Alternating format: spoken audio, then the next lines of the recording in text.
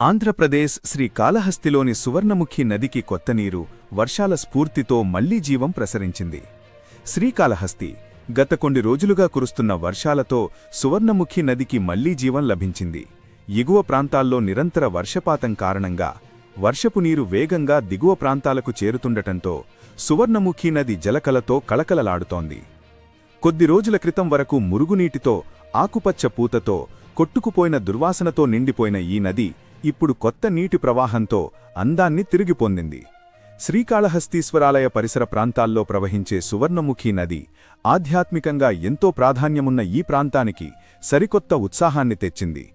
గత 2 రోజులుగా కురిసిన మధ్యస్థ నుంచి భారీ వర్షాలు ఎగువ ప్రాంతాలైన నాయుడుపేట, ఏర్పేడు, చిత్తూరు మండలాల నుంచి పెద్ద ఎత్తున వర్షపు నీరు సువర్ణముఖిలోనికి చేరడంతో నీటి మట్టం గణనీయంగా పెరిగింది. దీంతో నది తీరాల్లోని చెట్లు, మైదానాలు, పంట పొలాలకు ప్రాణం వచ్చినట్టుగా ఉంది. స్థానికులు చెప్తున్నారు, గత కొంతకాలంగా సువర్ణముఖి పూర్తిగా ఎండిపోయి కాలుష్య నీటితోనే ఉండేది.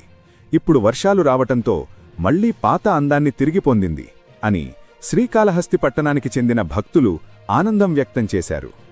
ఆలయానికి వచ్చే భక్తులు కూడా ఈ అందమైన దృశ్యాన్ని ఆస్వాదిస్తూ నది తీరంలో ఫోటోలు, వీడియోలు తీసుకుంటున్నారు.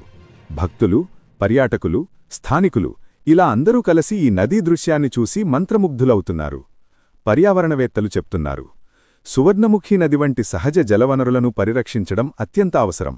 వర్షాల వల్ల వచ్చిన ఈ నీరు తాత్కాలికమైనదే అయినా ఈ కాలంలో నది శుద్ధి, కాలుష్య నివారణకు చర్యలు చేపట్టాలి అని సూచించారు.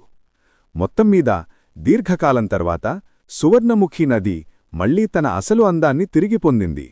ఆకాశం నుంచి కురిసిన ప్రతి చుక్క ఇప్పుడు శ్రీకాళహస్తీశ్వరుని క్షేత్రానికి కొత్త చైతన్యాన్ని అందిస్తోంది. ప్రతినిధి సోహన్ నివేదిక, స్ఫూర్తి India news, Srikalahasti. Stay tuned, stay safe. Happy Deepavali.